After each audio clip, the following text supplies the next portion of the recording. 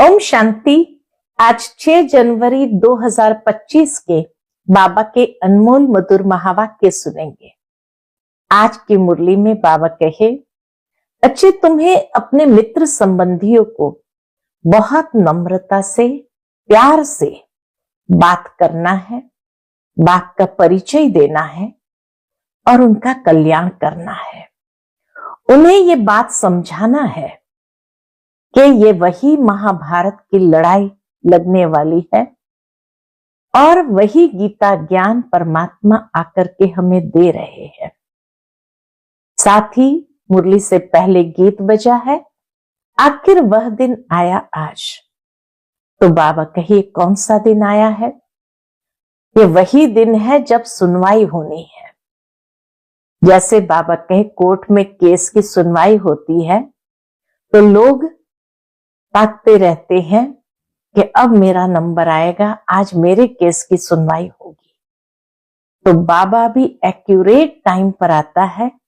इस बेहद की घड़ी में बहुत एक्यूरेट टाइम चलता है और एक्यूरेट टाइम पर आकर रावण ने जो बच्चों को इतना दुख दिया है उसकी सुनवाई होगी और उस सुनवाई में फिर बच्चों को सुख की दुनिया में बाबा भेज देंगे।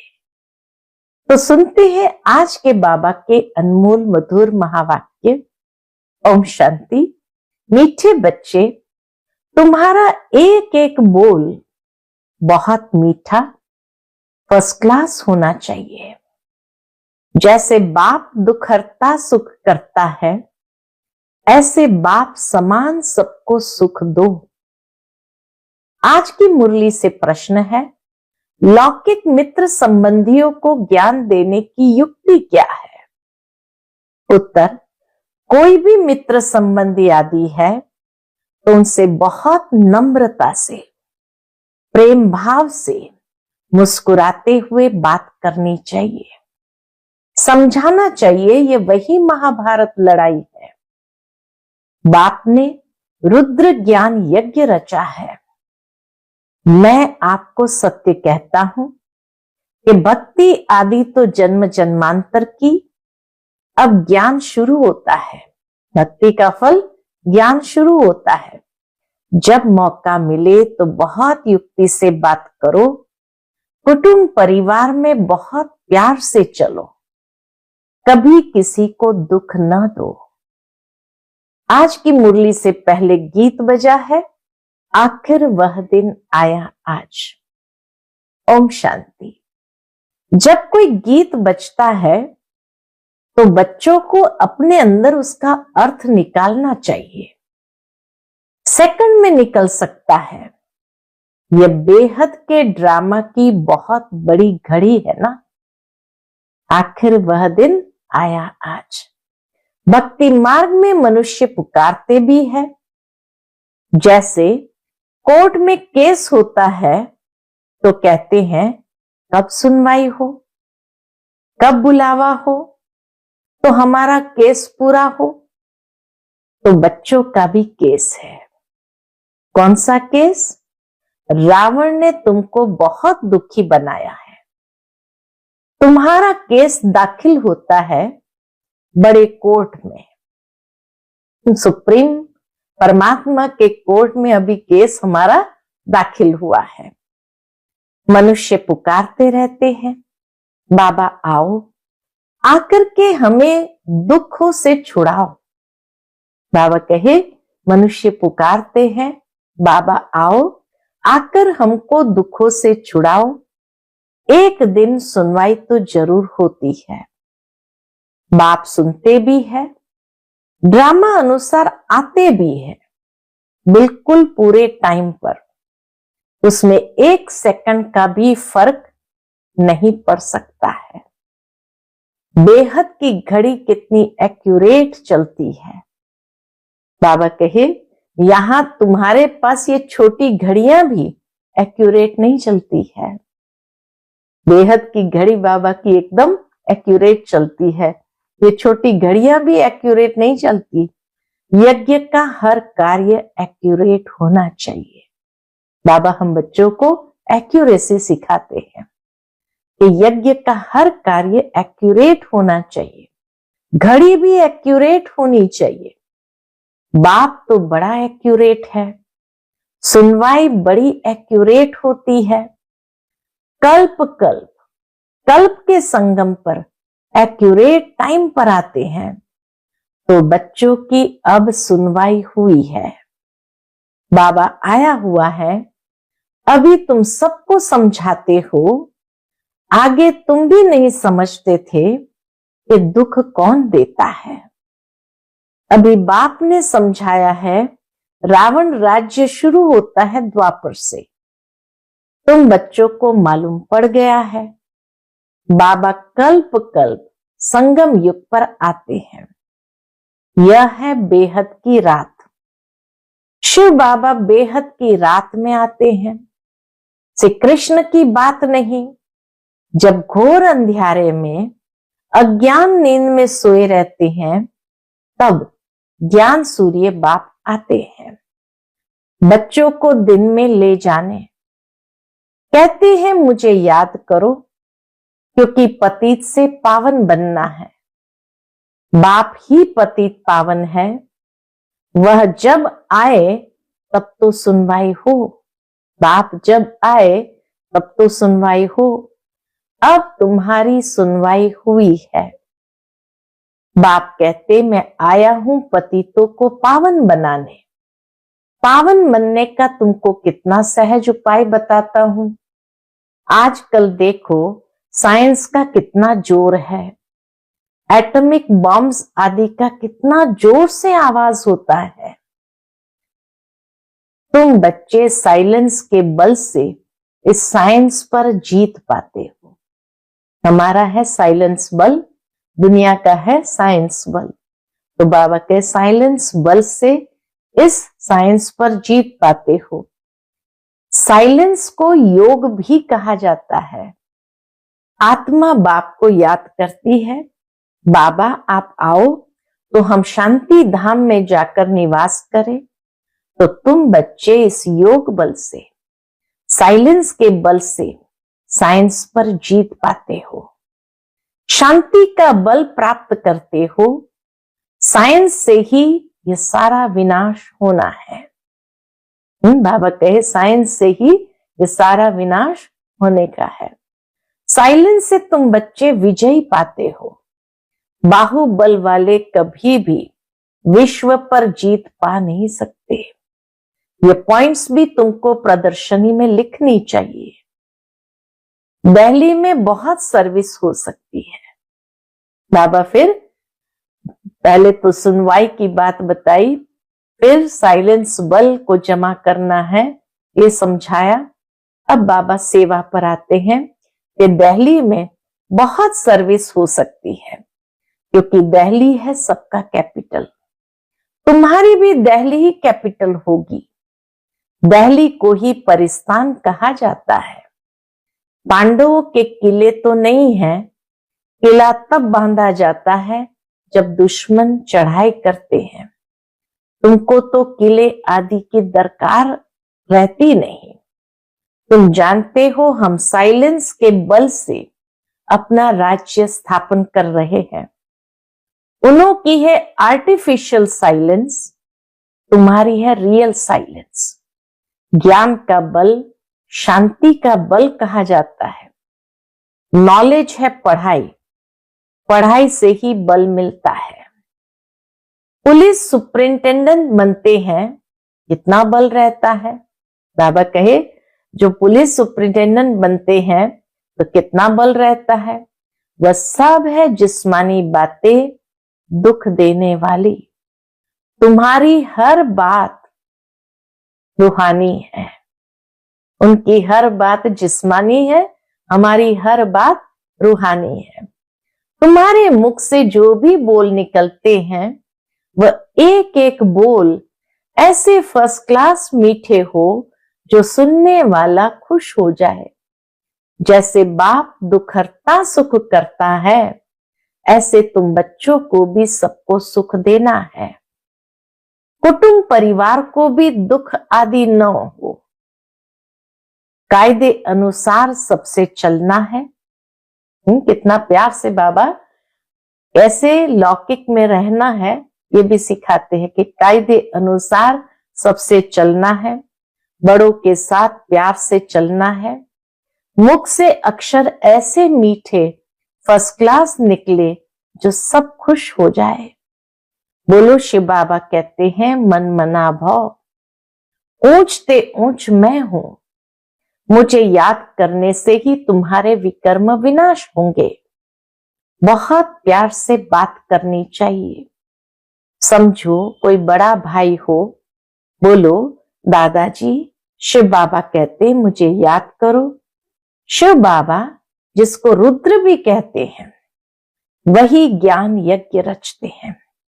श्री कृष्ण ज्ञान यज्ञ अक्षर नहीं सुनेंगे, रुद्र ज्ञान यज्ञ अक्षर है। श्री कृष्ण ज्ञान यज्ञ अक्षर नहीं सुनेंगे। रुद्र ज्ञान यज्ञ कहते हैं तो रुद्र शिव बाबा ने यह यज्ञ रचा है। राजाएं प्राप्त करने के लिए ज्ञान और योग सिखला रहे हैं। बाप कहते हैं भगवान वाच मामेकम याद करो, क्योंकि अभी सबकी अंत घड़ी है, वानप्रस्थ अवस्था है, सबको वापस जाना है। मरने समय मनुष्य को कहते हैं ना ईश्वर को याद करो। यहां ईश्वर स्वयं कहते हैं मौत सामने खड़ा है, इनसे कोई बच नहीं सकते। अंत में ही बाप आकर के कहते हैं कि बच्चे मुझे याद करो तो तुम्हारे पाप भस्म हो जाए। इसको याद की अग्नि कहा जाता है। बाप गारंटी करते हैं कि इससे तुम्हारे पाप दग्ध होंगे। विकर्म विनाश होने का, पावन बनने का और कोई उपाय नहीं है। पापों का बोझा सिर पर चढ़ते चढ़ते, खाद पड़ते पड़ते सोना 9 कैरेट का हो गया है। 9 कैरेट के बाद मुलम्मा कहा जाता है। जैसे सोना तो रहा ही नहीं, अभी फिर 24 कैरेट कैसे बने? आत्मा प्योर कैसे बने? प्योर आत्मा को जेवर भी प्योर मिलेगा। कोई मित्र संबंधी आदि है तो उनसे बहुत नम्रता से, प्रेम भाव से, मुस्कुराते हुए बात करनी चाहिए, समझाना चाहिए ये तो वही महाभारत लड़ाई है, यह रुद्र ज्ञान यज्ञ भी है। बाप द्वारा हमको सृष्टि के आदि मध्य अंत की नॉलेज मिल रही है और कहां भी ये नॉलेज मिल न सके। मैं आपको सत्य कहता हूं, ये भक्ति आदि तो जन्म जन्मांतर की है। अब ज्ञान शुरू होता है। भक्ति है रात, ज्ञान है दिन। सतयुग में भक्ति होती नहीं, ऐसे ऐसे युक्ति से बात करनी चाहिए। सतयुग में भक्ति होती नहीं। जब कोई मौका मिले तब तीर मारना होता है, तो समय और मौका देखा जाता है। ज्ञान देने की भी बड़ी युक्ति चाहिए। बाप युक्तियां तो सबके लिए बताते रहते हैं। पवित्रता तो बड़ी अच्छी है। ये लक्ष्मी नारायण हमारे बड़े पूज्य है ना। पूज्य पावन फिर पुजारी पतित बने हैं। पावन की पतित बैठ पूजा करे। पूज्य जो थे वही फिर पुजारी पतित बने और पावन की पतित बैठ पूजा करे। यह तो शोभता नहीं है। कई तो पतित से दूर भागते हैं। वल्भाचारी कभी पांव को छूने नहीं देते हैं। समझते हैं ये छीछी मनुष्य है।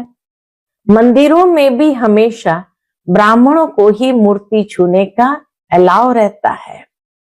शूद्र मनुष्य अंदर जाकर छू न सके। वहां ब्राह्मण लोग ही उनको स्नान आदि कराते हैं और कोई को जाने नहीं देते। फर्क तो है ना। अब वे तो है मुखवंशावली ब्राह्मण, तुम हो मुखवंशावली ब्राह्मण। बाबा कहे तुम हो मुखवंशावली, वो भी सच्चे ब्राह्मण। तुम उन ब्राह्मणों को अच्छा समझा सकते हो, उन ब्राह्मणों को भी अच्छा समझा सकते हो कि ब्राह्मण दो प्रकार के होते हैं। एक तो है प्रजापिता ब्रह्मा के मुखवंशावली, दूसरे हैं कुखवंशावली। ब्रह्मा के मुखवंशावली ब्राह्मण है, ऊंचते ऊंच चोटी, यज्ञ रचते हैं तो भी ब्राह्मणों को मुक्रूर किया जाता है। यह फिर है ज्ञान यज्ञ, ब्राह्मणों को ज्ञान मिलता है जो फिर देवता बनते हैं। वर्ण भी समझाए गए हैं। जो सर्विसेबल बच्चे होंगे उन्हें सर्विस का सदैव शौक रहेगा। कहां प्रदर्शनी होगी तो झट सर्विस पर भागेंगे। हम जाकर ऐसी ऐसी पॉइंट समझाएं। प्रदर्शनी में तो प्रजा बनने का विहंग मार्ग है। आप पे ही ढेर के ढेर आ जाते हैं, तो समझाने वाले भी अच्छे होने चाहिए। अगर कोई ने पूरा नहीं समझाया तो कहेंगे बीके के पास यही ज्ञान है। डिससर्विस हो जाती है। प्रदर्शनी में एक ऐसा चुस्त हो जो समझाने वाले गाइड्स को देखता रहे। कोई बड़ा आदमी है तो उनको समझाने वाला भी ऐसा अच्छा देना चाहिए। कम समझाने वाले को हटा देना चाहिए। सुपरवाइज करने पर एक अच्छा होना चाहिए। बाबा कहे जो सुपरवाइज करता है तो सुपरवाइज करने पर एक अच्छा होना चाहिए। तुमको तो महात्माओं को भी बुलाना है। तुम सिर्फ बतलाते हो कि बाबा ऐसे कहते हैं, वह ऊंचते ऊंच भगवान है, वही रचयिता बाप है, बाकी सब है उनकी रचना। वर्षा बाप से मिलेगा। भाई भाई को वर्षा क्या देंगे? कोई भी सुखधाम का वर्षा दे ना सके। वर्षा देते ही है बाप। सर्व का सद्गति करने वाला एक ही बाप है, उनको याद करना है। बाप खुद आकर गोल्डन एज बनाते हैं। बाबा आकर के इस समय गोल्डन एज बनाते हैं। ब्रह्मा तन से स्वर्ग स्थापन करते हैं। शिव जयंती मनाते भी है, परंतु वह क्या करते हैं ये सब मनुष्य भूल गए हैं। परमात्मा आकर क्या करते हैं ये सब मनुष्य भूल गए हैं। शिव बाबा ही आकर राजयोग सिखलाए वर्षा देते हैं। 5000 वर्ष पहले भारत स्वर्ग था। लाखों वर्ष की तो बात ही नहीं है। तिथि तारीख सब है, इनको कोई खंडन कर न सके। नई दुनिया और पुरानी दुनिया आधा आधा चाहिए। वह सतयुग की आयु लाखों वर्ष कह देते हैं तो कोई हिसाब हो नहीं सकता। स्वास्तिका में भी पूरे 4 भाग है। 1250 वर्ष हर युग में बटे हुए हैं। हिसाब किया जाता है ना। वो लोग हिसाब तो कुछ भी जानते नहीं, इसलिए कौड़ी तुल्य कहा जाता है। अब बाप हीरे तुल्य बनाते हैं। सब पतित है, भगवान को याद करते हैं। उन्हों को भगवान आकर ज्ञान से क्या करते हैं? ज्ञान से गुलगुल बनाते हैं। तुम बच्चों को ज्ञान रत्नों से सजाते रहते हैं, फिर देखो तुम क्या बनते हो। बाबा इतना सजाते हैं, फिर देखो तुम क्या बनते हो। तुम्हारी एम ऑब्जेक्ट क्या है? भारत कितना सिरताज था, सब भूल गए हैं।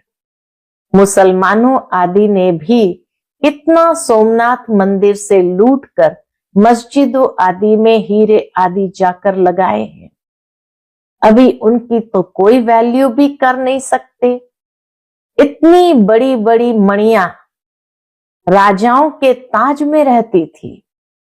कोई तो करोड़ों की, कोई 5 करोड़ की। आजकल तो सब इमिटेशन निकल पड़े। बाबा तो जवेरी था, तो बाबा को मालूम था कि राजाओं के ताज में भी कितनी बड़ी बड़ी मणियां करोड़ों की, 5 करोड़ की लगी रहती थी। इस दुनिया में सब है आर्टिफिशियल पाई का सुख, बाकी है दुख। इसलिए सन्यासी भी कहते हैं काग विष्टा समान सुख है, इसलिए वह घर बार छोड़ते हैं, परंतु अब तो वह भी तमो प्रधान हो पड़े हैं। शहर में अंदर घुस पड़े हैं, परंतु अब किसको सुनाए। राजा रानी तो है नहीं, कोई भी मानेगा नहीं, कहेंगे सबकी अपनी अपनी मत है, जो चाहे सो करे। लोग भी कह देंगे हर एक की अपनी अपनी मत है, जो चाहे सो करे। संकल्प की सृष्टि है। अब तुम बच्चों को बाप गुप्त रीति पुरुषार्थ कराते रहते हैं, तुम कितना सुख भोगते हो। दूसरे धर्म भी पिछाड़ी में जब वृद्धि को पाते हैं, तब लड़ाइयां आदियां खिटपिट होती है। पौना समय तो सुख में रहते हो, इसलिए बाप कहते हैं तुम्हारा देवी देवता धर्म बहुत सुख देने वाला है। हम तुमको विश्व का मालिक बनाते हैं, और धर्म स्थापक कोई राजाई नहीं स्थापन करते हैं। वह सदगति नहीं करते, आते हैं सिर्फ अपना धर्म स्थापन करने। वह भी जब अंत में तमो प्रधान बन जाते हैं, तो फिर बाप को आना पड़ता है सतो प्रधान बनाने। तुम्हारे पास सैकड़ों मनुष्य आते हैं, परंतु कुछ भी समझते नहीं है। बाबा को लिखते हैं फलाना बहुत अच्छा समझ रहा है। कई बच्चे बाबा को लिखते हैं फलाना बहुत अच्छा समझ रहा है, बहुत अच्छा है। बाबा कहते कुछ भी समझा नहीं है। अगर समझ जाए बाबा आया हुआ है, विश्व का मालिक बना रहे हैं, बस उसी समय मस्ती चढ़ जाए, फौरन टिकट लेकर यह भागे। परंतु ब्राह्मणी की चिट्ठी तो जरूर लानी पड़े बाप से मिलने के लिए। बाबा कहे, ये भी कायदा बाबा बताते, यज्ञ में आओ तो ब्राह्मणी से परमिशन लेकर के, सेंटर की बहनों से परमिशन लेकर, चिट्ठी लेकर आना चाहिए बाप से मिलने लिए। बाप को पहचान जाए तो मिलने बिगर रह न सके, एकदम नशा चढ़ जाए। जिन्हें नशा चढ़ा हुआ होगा उन्हें अंदर में बहुत खुशी रहेगी, उनकी बुद्धि मित्र संबंधियों में भटकेगी नहीं, परंतु बहुतों की भटकती रहती है। गृहस्थ व्यवहार में रहते कमल फूल समान पवित्र बनना है और बाप की याद में रहना है बहुत सहज। जितना हो सके बाप को याद करते रहो। जैसे ऑफिस से छुट्टी लेते हैं, वैसे धंधे से छुट्टी पाकर 1-2 दिन याद की यात्रा में बैठ जाओ। वैसे ही छुट्टी मिले, बाबा कहे याद की यात्रा में बैठ जाओ। घड़ी घड़ी याद में बैठने के लिए, अच्छा सारा दिन व्रत रख लेता हूं बाप को याद करने का, कितना जमा हो जाएगा। विकर्म भी विनाश होंगे। बाप की याद से ही सतो प्रधान बनना है। सारा दिन पूरा योग तो किसका लग भी न सके। माया विघ्न जरूर डालती है, फिर भी पुरुषार्थ करते करते विजय पा लेंगे। बस आज का सारा दिन बगीचे में बैठ बाप को याद करता हूं, खाने पर भी बस याद में बैठ जाता हूं। यह है मेहनत। हमको पावन जरूर बनना है, मेहनत करनी है, औरों को भी रास्ता बताना है। बैच तो बहुत अच्छी चीज है, रास्ते में आपस में भी बात करते रहेंगे तो बहुत आकर सुनेंगे क्या बातें कर रहे। बाप कहते मुझे याद करो, बस मैसेज मिल गया तो हम रिस्पॉन्सिबिलिटी से छूट गए। सबको मैसेज कम से कम देते चले। अच्छा, मीठे मीठे सिकिलधे बच्चों प्रति माता पिता बाप दादा का याद प्यार और गुड मॉर्निंग। रूहानी बाप की रूहानी बच्चों को नमस्ते। हम सब रूहानी बच्चों की रूहानी माता पिता बाप दादा को याद प्यार गुड मॉर्निंग और नमस्ते। नमस्ते। शुक्रिया बाबा, शुक्रिया। आज की मुरली से धारणा के लिए मुख्य सार है। पहली पॉइंट, धंधे आदि से जब छुट्टी मिले तो याद में रहने का व्रत लेना है। माया पर विजय प्राप्त करने के लिए याद की मेहनत करनी है। दूसरी पॉइंट, बहुत नम्रता से और प्रेम भाव से मुस्कुराते हुए मित्र संबंधियों की सेवा करनी है। उनमें बुद्धि को भटकाना नहीं है, प्यार से बाप का परिचय देना है।